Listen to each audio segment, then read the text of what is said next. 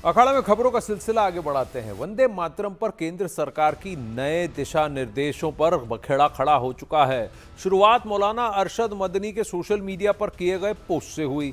इसके बाद कई और विपक्षी पार्टी के नेताओं ने बयान दिए और ये विवाद धीरे धीरे बढ़ता गया।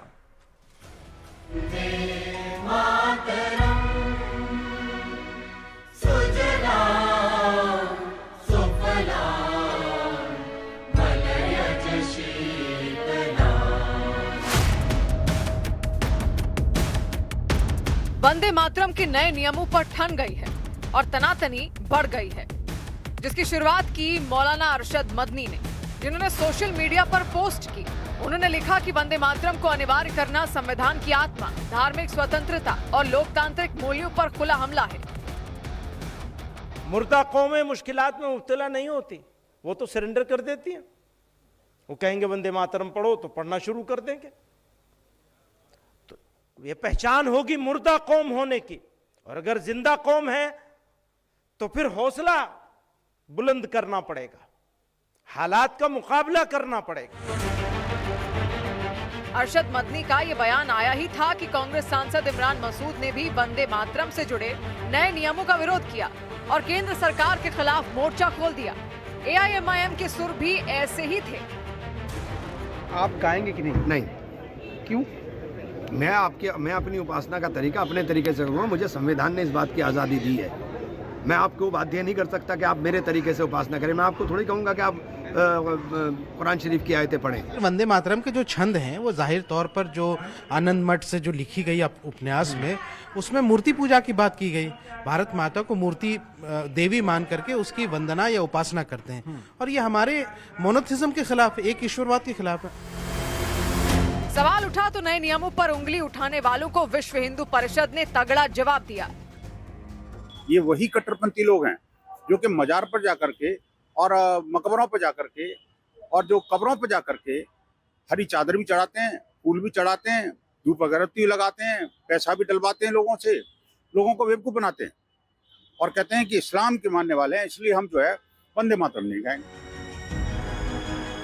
वैसे तो सरकार ने वंदे मातरम पर कई नियम बनाए हैं। एक नियम ये कि अब से सभी सरकारी कार्यक्रमों में ये पूरा राष्ट्रगीत गाया जाएगा। अरशद मदनी क्या समझ लिया है? ये पाकिस्तान है क्या? उस पर तो एक बोली नहीं निकला। हमारी मंदिरें टूट गई। यहाँ अगर वंदे मातरम आजादी की लड़ाई का मूल मंत्र था, वंदे मातरम,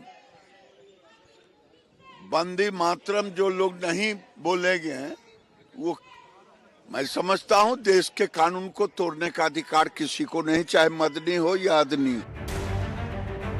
यानी कि कांग्रेस ने शक्ति स्वरूपा मां दुर्गा की स्तुति वाली वंदे मातरम की जिन 13 लाइनों को गायन से हटा दिया था, अब वो लाइनें भी बिना किसी काट छांट के गाई जाएंगी। इससे पहले वंदे मातरम के मूल गीत के 6 पैरा में से केवल शुरुआती 2 पैरा ही गाए जाते थे।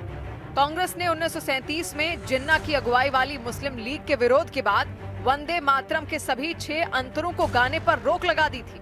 1940 तक आते आते कांग्रेस ने अपने अधिवेशन में वंदे मातरम के गायन पर आधिकारिक रूप से प्रतिबंध लगा दिया था।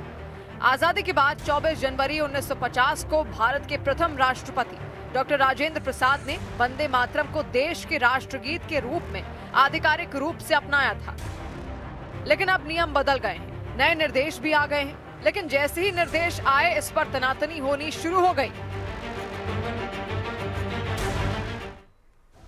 अब वहीं वंदे मातरम पर गृह मंत्रालय ने नए दिशा निर्देश जारी किए हैं, जिनके मुताबिक अब सरकारी और विशेष कार्यक्रमों में वंदे मातरम के 6 अंतरों वाला 3 मिनट 10 सेकंड का पूरा वर्जन गाया जाएगा और बजाया जाएगा।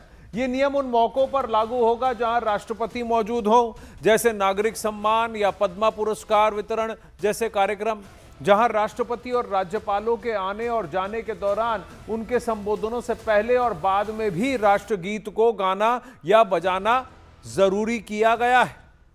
इसके अलावा जब भी राष्ट्रगीत और राष्ट्रगान एक साथ बजेंगे तो राष्ट्रगीत यानी वंदे मातरम सबसे पहले बजाया जाएगा।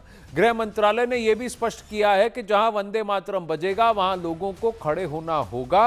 हालांकि सिनेमा हॉल जैसी जगहों को इससे बाहर रखा गया है। अब इसके अलावा स्कूलों में दिन की शुरुआत वंदे मातरम से करने की सलाह भी दी गई। राज्यों और केंद्र शासित प्रदेशों को एडवाइजरी भेज दी गई है ताकि इसे सभी आधिकारिक कार्यक्रमों में लागू भी किया जा सके।